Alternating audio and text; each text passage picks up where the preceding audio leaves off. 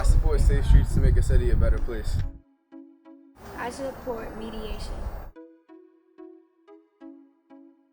Support, yo. Support.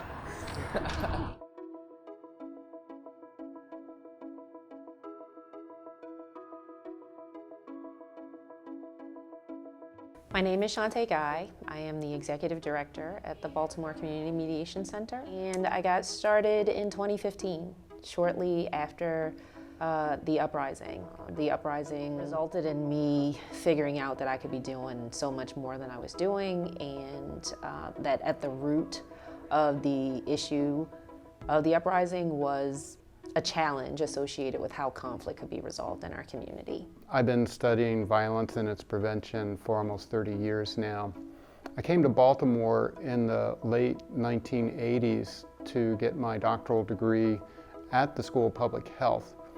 And at that time, I was interested in a lot of different health issues. In 2006, the mayor's office and the health department came to me as they were thinking about, again, new ways to address this problem of gun violence in our city. While some of our violence is connected to things like underground drug economy, the vast majority of our violence really comes from grievances, conflicts that emerge for all kinds of reasons.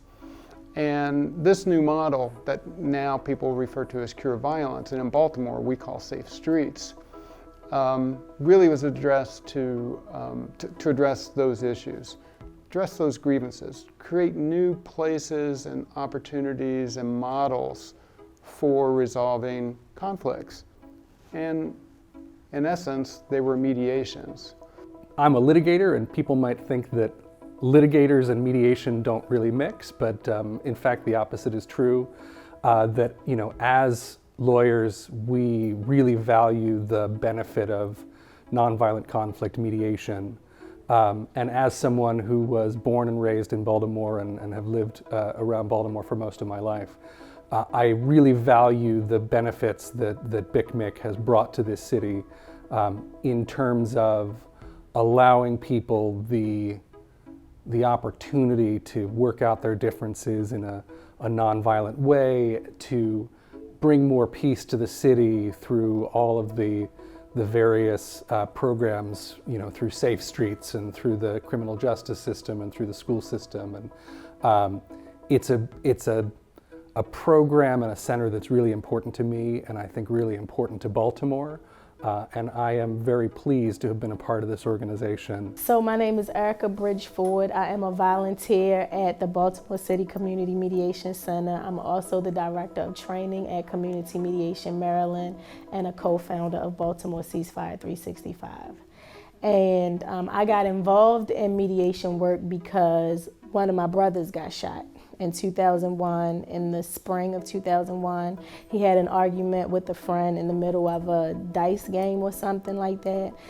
And his friend literally went in a house like 2 doors from our house and brought a gun outside and shot my brother in broad daylight in front of his kids. He was dead on arrival, and he ended up surviving, but it was a rough time. He was in a medically induced coma for a minute.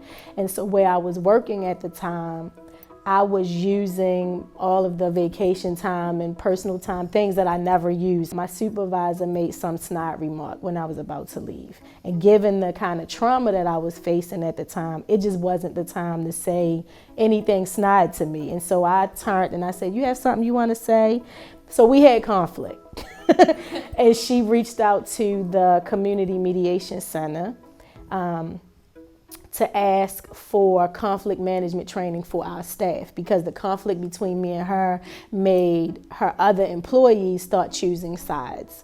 At the time, I was just very angry still about what happened between me and my boss, but I played big wind blows and battle lines, and you know, I participated in the training. And when it was over, Lori came to me and said, "Oh, you should be a mediator." And the first thing out of my mouth was, "That's nice, how much does it pay?" Because at the time, I was making $18,000 a year with 3 children. working full time. And so I couldn't imagine putting anything else on my plate that's not going to help advance my life and my financial stability in that way. I got into the training that fall. And so in September of 2001, when planes were hitting the World Trade Centers, we were in mediation training, learning how to create peace in the world. My journey into mediation started 7 years ago. I was part of an AmeriCorps program on the Eastern Shore, which did prisoner reentry at the facilities down there. And up until then, I'd handled most of my conflicts using violence or some kind of harmful means. So luckily I was given an opportunity to learn some skills to be able to handle things without violence. And kind of just fell in love with the movement. And since then have kind of gone on to mediate for a variety of different populations throughout the state of Maryland. My name is Darnell Wharton. I am the Community Engagement Coordinator here at Baltimore Community Mediation. I'm also co-organizer of Baltimore Ceasefire. I got involved here with Big Mick. I was working in Baltimore Ceasefire, and Erica was always talking about Big Mick. And I know we had our first meetings here, and I was like, I wonder what this place is. And she said, you should go in and volunteer. And I was like, I ain't volunteering, I ain't got time to volunteer, nothing. But actually I did start volunteering because my last job I was on, I was no longer there. And I said, well, I got some time, I'm sitting at home. So I came down here and I volunteered and I loved it. And while volunteering, the opportunity to actually work here came up. And I was like, doing outreach? Oh, that's me. Because I was already doing outreach for Baltimore Ceasefire. I was like, yeah, I can do that. And I volunteered and started working here, and it's been awesome ever since. So my name is Emily Dame, and I'm a trained mediator, and I also was a general volunteer before I started mediating. And I heard about the center from my dad, who was actually on the board, and he told me about it. And it just sounded like a great organization and a great thing to be involved in.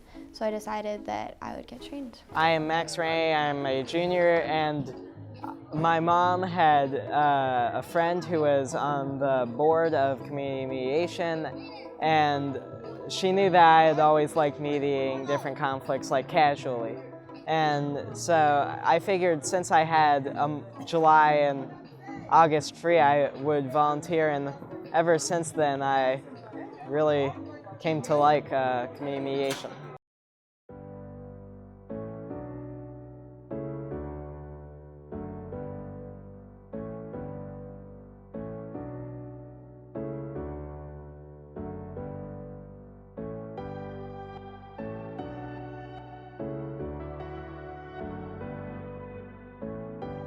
On the count of three, we're going to say we are Baltimore. All right?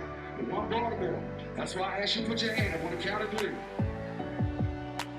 1, 2, 3. We are Baltimore!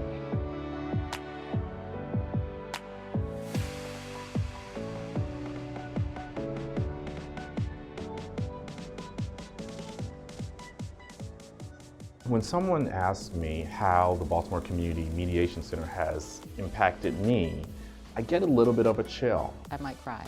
I get a little teary sometimes about it. Everything shifted. It taught me that I am a terrible listener, or I was a terrible listener. In all of my relationships, like with my girlfriend or with my family or with my friends, like being able to really articulate like what's important to me, and also like being open to like talk about my feelings too.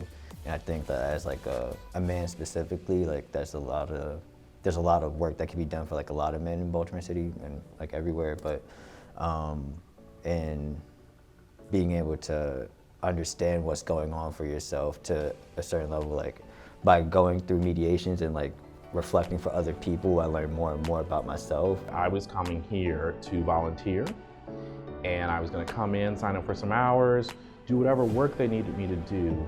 I very quickly learned that there was a lot of work that I had to do with myself in my personal community, and I had a lot of things to learn.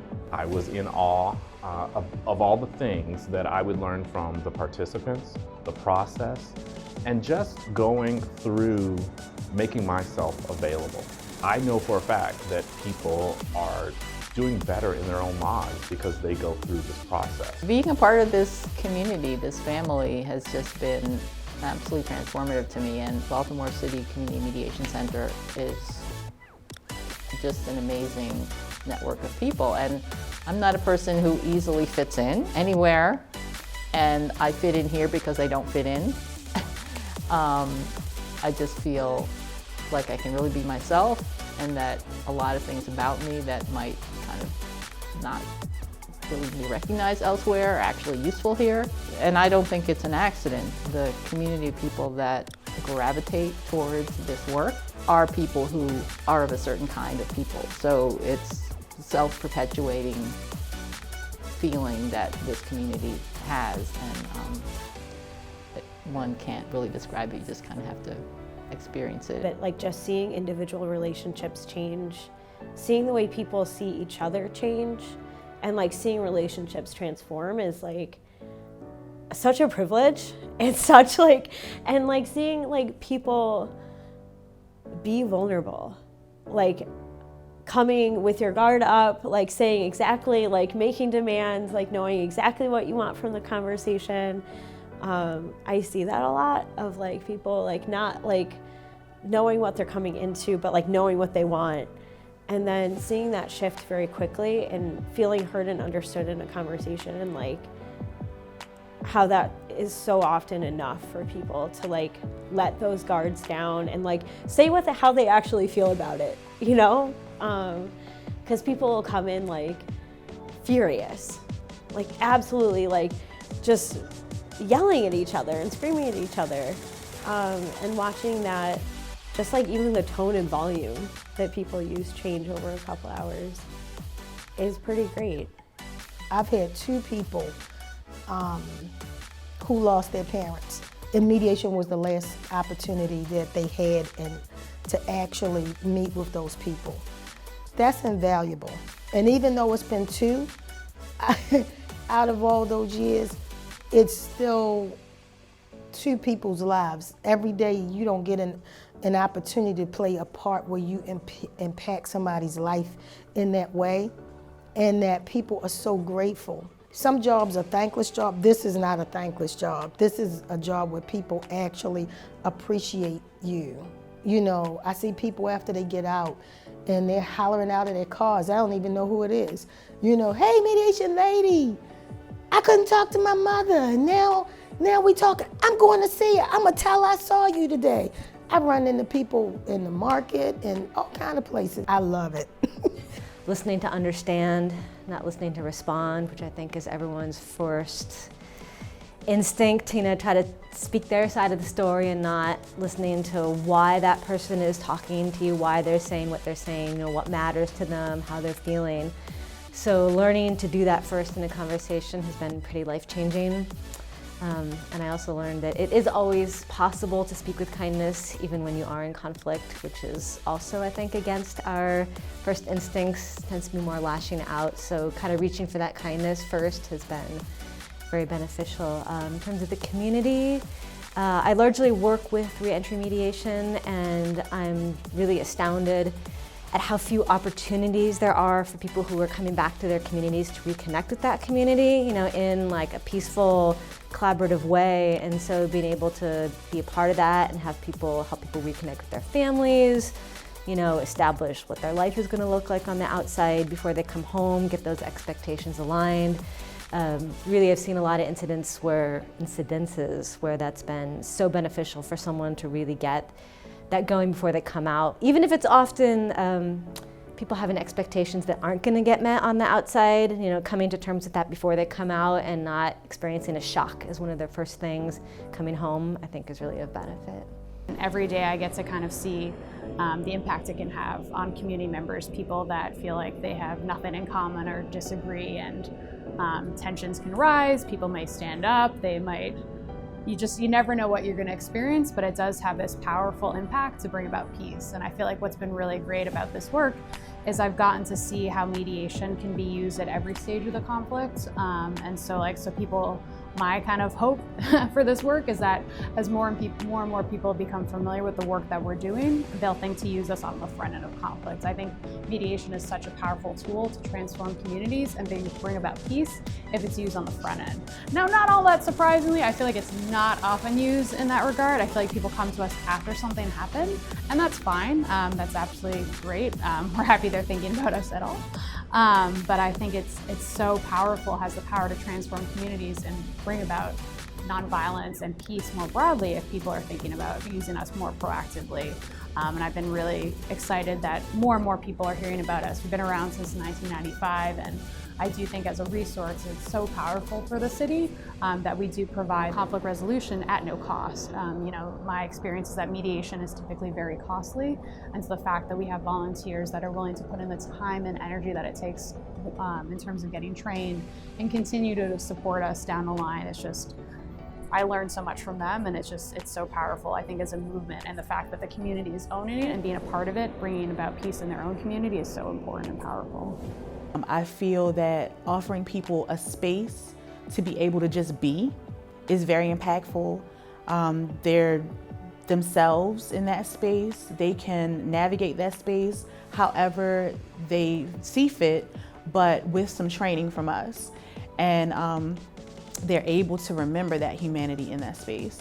So hopefully they take nuggets with them when they leave. When we run into folks that have participated in our programming around police and residents, you know, I get all kinds of things where people are saying this is one of the best things that they've ever done. They would have never done it. And, you know, we get some pushback at first, but, you know, ultimately people really enjoy it. And it's really real and authentic how we take people through this journey together. The police officers in the youth and police dialogue circles remember that they were once children. And the youth in the sessions, they remember that, oh, these are people just like my parents, my aunts, my uncles, people that I see just around the community. And we want folks to remember, like, we're all community. We out here representing Baltimore City, trying to keep the peace in the community. The recent launch of the Safe Streets location is just an expansion of the work that BCMC's been doing for well over 25 years now. What better way to seek to reduce physical violence than for an organization who is working to minimize interpersonal violence that could potentially escalate to physical violence, than for that organization to then be responsible for Safe Streets installation. Hello, my name is Sierra. I'm an outreach worker for Safe Streets. I got into this work actually because of the background, my lifestyle that I was living in my younger days, and now I feel like being an outreach worker for Safe Streets is a way for me to not only right my wrongs, but give back to the community and make sure people don't follow the same steps that I did. Me doing this work now is like, I wanna help be the resolution to whatever the problem is. Before it was like, I really didn't care what the outcome was. But now that this is my job, I just feel like me being a help or making the whatever situation is successful, if I have a hand in that, it makes me feel good about myself. My name is Marty, and I'm the Violence Prevention Coordinator for Safe Streets / Program Manager at the Wilburn McCabe site. I got involved with Safe Street because I seen the work that they were doing throughout the community. I spoke with several guys and volunteered, and finally I came on board and was hired permanently. I wanted to be a part of it because it was something conducive and something productive within the community that I was a part of.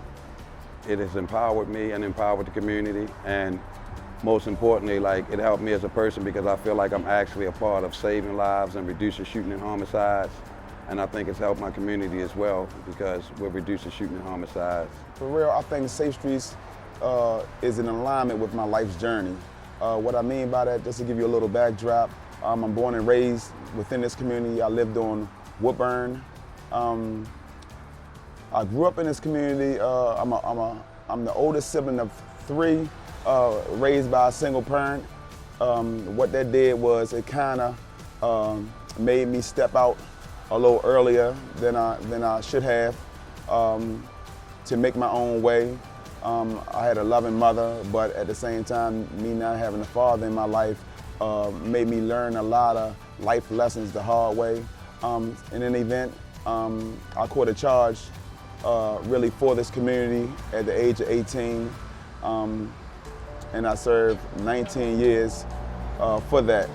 While I was incarcerated, I did a lot of reading, I did a lot of studying, I did a lot of building with brothers that was pretty much geared toward nation building. And when I look at Safe Streets, I just look at Safe Streets as a component of that nation building. So when I came out here, I really did want to do my part, because I was once a part of the problem, now I'm part of the solution. I'm out here networking with guys, working with guys out here in the community that's still out here in the street. They're still out here in that lifestyle. So me being able to work with them to try to pull them away from it. And they look at me also as a testament that it can be done. You know, so Safe Streets, in our ideal objective is to reduce shootings and homicides. And so far we have been successful. That we may not be able to solve everything, every conflict, but the good thing is that we already have good reports throughout the community in this target site area where guys call us, they rely on us to come mediate situations that can resort to violence. And for real, that's my life course. That's what I want to be, that's my mission, that's my purpose in life, and I don't want to do anything else. Hi, my name is Lisa Jones. I'm the site director at Bourne McCabe. I got into this work, this is my second go around with Safe Streets. I did this in New York in 2010. I actually was trained on the streets here in Baltimore. And now I'm doing it again. I do this work because I really value life. I think everyone has the right to live, and I genuinely love people. And I think this is a model that I know works. And it really doesn't focus on blame. It just really focuses on, for me, giving supports to people and providing some real, just good energy to folks who could use it. And so it's really helped me understand how important it is to just really live life with love. It confirmed that for me a lot. It does every day. And I think in this community, we've been here for almost maybe really fully blown as almost not even a month yet, and really doing this work. And I know it's impacted the community because I know my team has saved lives. They've literally put themselves in front of guns to really protect and stop folks from hurting each other. And so I know they've done it. You know, we've had to do some things that are pretty intense. I know the community's talking about us in a positive way. I think we can feel the love on the block. So the impact has been pretty major already. So I just know that it's about the love, and my team brings a lot of love, and it's working.